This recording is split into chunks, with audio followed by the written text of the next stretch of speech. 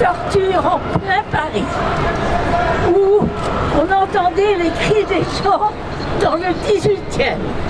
C'est une année où on a connu les disparitions, où nous recevions des familles qui me disaient mon père est allé acheter chez le boulanger une baguette et puis qui n'est pas revenu.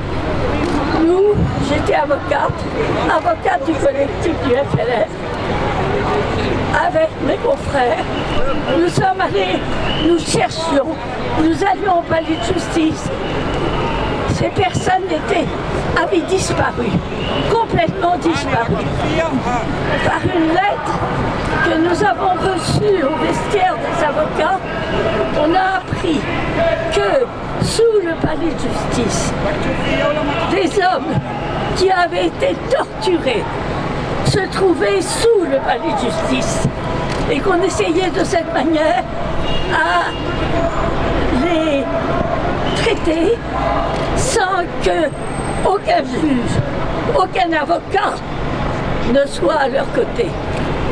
Avec mes confrères, Ben Abdallah, Oussédik, Vergès, Liquier, Radieski, nous avons porté une plainte demandant qu'on aille, dans lequel nous avons raconté que ces hommes étaient torturés, sans avocat, et qu'ils se trouvaient sous le palais de justice.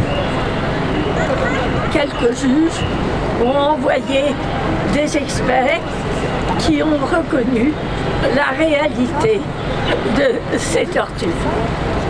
Ces hommes, après, étaient assignés à résidence et certains ont même été renvoyés en Algérie où, à l'époque, le DOP existait et ont été remis entre les mains du DOP. Le 17 octobre 61, c'est un paroxysme. C'est le moment où les Algériens qui veulent leur indépendance, qui veulent leur indépendance qu'entre nous on leur avait promis, puisqu'on avait parlé quelques mois avant de l'autodétermination. Ces Algériens, donc, sont venus de la banlieue à Paris, dépourvus d'armes. C'était une manifestation absolument, même un peu joyeuse au début. Arrivé devant le Rex, la police qui avait été excitée au maximum a tiré dessus. À l'opéra, de même. À l'opéra, on les a fait monter dans des bus. On les a emmenés, certains dans la cour de la préfecture et d'autres dans des commissariats de police où ils ont encore été frappés, certains torturés. Vous parliez tout à l'heure de Jean-Luc Einaudi. Je dois dire que je salue Jean-Luc Einaudi qui malheureusement est décédé.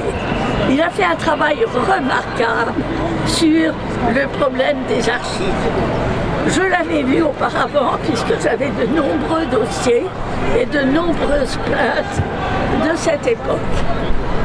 Et il a reconnu, en étant allé à la morgue, que l'une des plaintes de disparition que j'avais, cet homme avait été conduit à la morgue avec la joue déchirée et des morts sous la torture. Donc, le 17 octobre 61 et la suite, c'est un massacre énorme qui a eu lieu en plein Paris. La police a parlé de 3 morts. Nous, pas que nous, Jean-Luc Einaudi entre autres, nous avons trouvé qu'il y avait plus de 200 morts. Et c'est vrai, parce que non seulement non seulement, après le 17 octobre 61, on a encore jeté des gens dans la Seine, on a retrouvé des hommes pendus dans le bois de Vincennes. Je dois vous dire que j'ai admiré le courage des Algériens qui venaient porter plainte. Je dois vous dire que j'ai reçu entre autres un homme qui s'appelait Chebaïdir, qui avait été jeté à la Seine, qui avait été ramassé plus exactement, d'abord dans un car de police avec un autre Algérien le soir du 17 octobre. Il rentrait chez lui. La police a fait descendre le premier Algérien qui était à côté et l'a jeté à la Seine. Ça se passe au pont où d'ailleurs notre président de la République est allé cet été. Le second, Chebaïdir, ayant compris ce qu'on allait lui faire, a sorti ses papiers qu'il a pu cacher sur lui et les a mis et a été jeté à la Seine et il a arraché des herbes pour faire croire qu'il était disparu. En fait, il a pu être sauvé et il a eu le courage de venir porter plainte. C'était incroyable. Alors, que l'on reconnaisse ce massacre, c'est la moindre des choses. On va y aller. C'est la moindre des choses. Bon. Mais je dois dire que tant qu'on n'aura pas dit que c'est un crime d'État, on aura fait le minimum.